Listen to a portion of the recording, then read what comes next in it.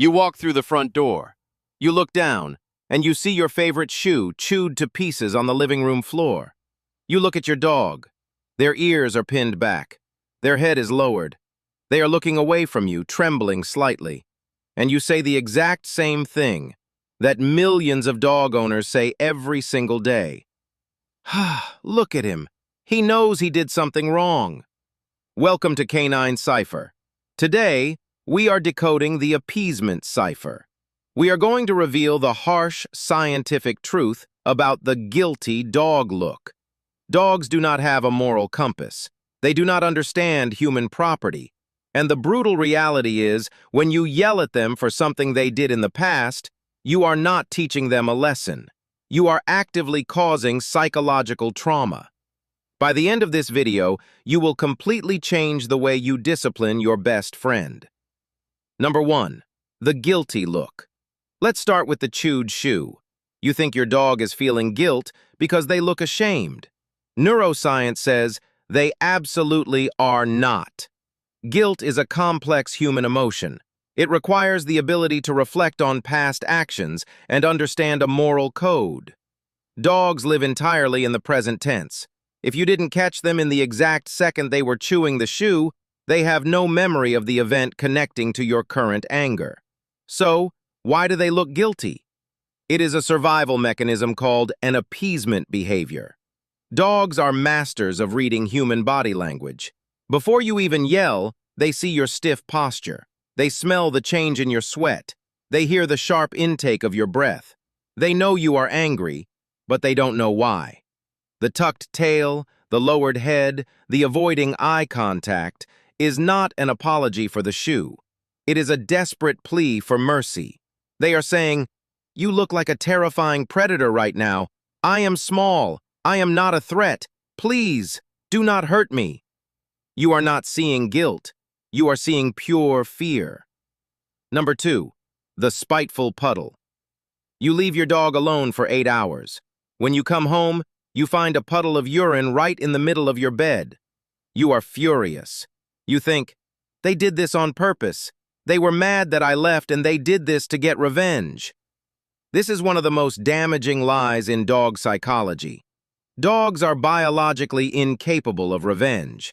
Spite requires malicious forward planning, a cognitive ability dogs do not possess.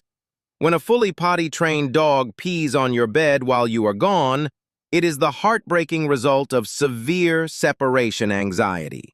When you left, their pack leader vanished. Their cortisol levels spiked. They entered a state of blind panic. In the canine world, to self-soothe, a dog will seek out the area that smells most strongly of their leader, your bed. But the panic is so intense, they literally lose control of their autonomic nervous system. The bladder releases, not out of spite, but out of sheer terror. When you punish them for this, you are punishing them for having a panic attack. Number 3. The submissive grin. You are scolding your dog. Suddenly they pull their lips back and expose all of their front teeth in a bizarre, creepy smile. Many owners freeze. They think the dog is snarling. They think the dog is challenging them or about to bite. Do not panic, and do not punish them. This is called the submissive grin. It is a genetic trait passed down from wild wolves.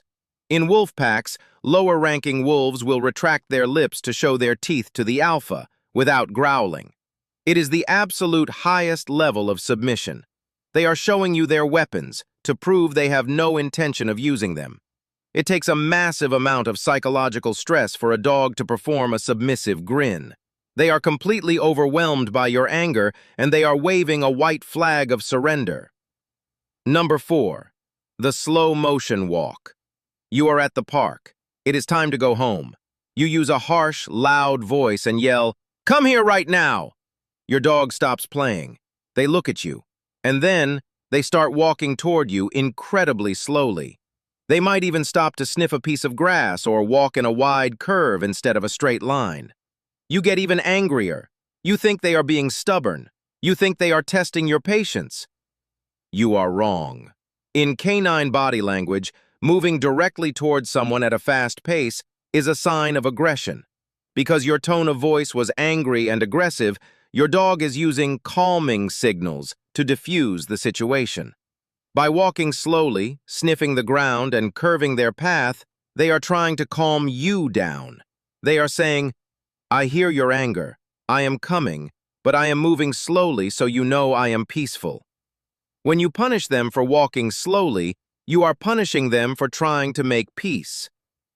Number 5. The belly-up surrender. You walk into the kitchen and catch your dog digging in the trash can. You yell their name. Immediately, your dog drops to the floor, rolls onto their back, and exposes their belly. Many owners laugh. They think the dog is being cute or trying to manipulate them into giving belly rubs to avoid getting in trouble. They do not want a belly rub. Exposing the stomach, the most vulnerable part of a canine's body, in the middle of a conflict, is a primal instinct. In the wild, when a wolf is about to be killed by a stronger rival, they roll over and expose their vital organs. It is an instinctual off switch for aggression. They are offering their life to you. They are saying, "I surrender completely. You win." Touching their belly or continuing to yell at them in this state causes extreme psychological confusion.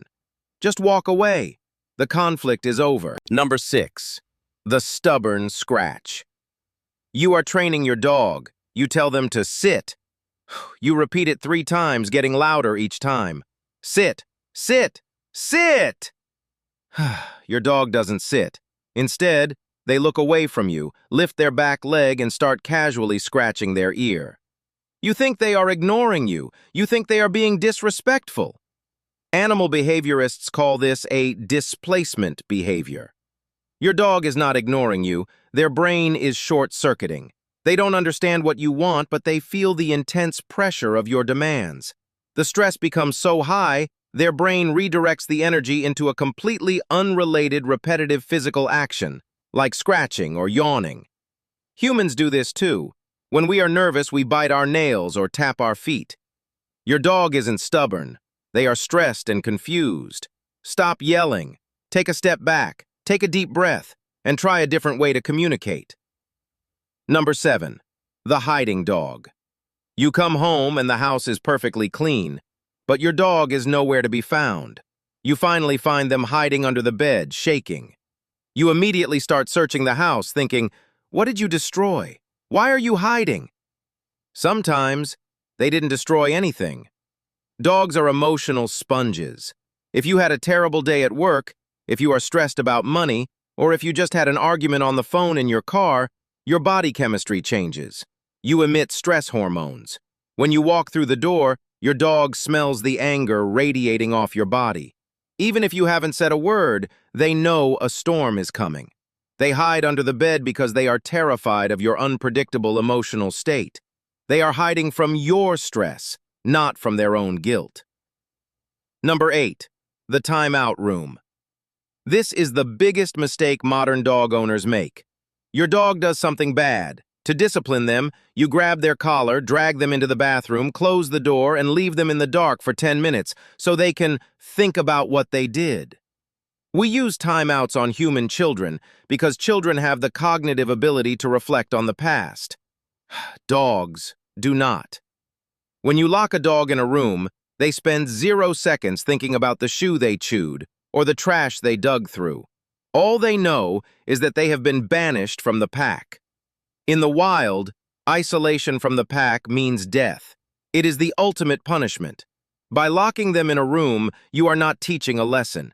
You are inducing sheer terror. You are breaking their trust in you as a leader. If you want to stop bad behavior, manage their environment. Close the trash can. Put your shoes in the closet. But never, ever use isolation as a weapon. Your dog looks at you as if you are a god. You control their food, their water, their shelter, and their happiness. They do not have a concept of right and wrong. They only have a concept of safe and dangerous. Stop looking for guilt and start looking at how your actions are affecting their soul. If this video changed how you see your dog, please hit the like button. Subscribe to Canine Cipher to continue decoding the mind of man's best friend. Tell me in the comments, Have you ever misunderstood the guilty look? We read every single comment. Until next time, protect their trust and keep listening to what your dog is telling you.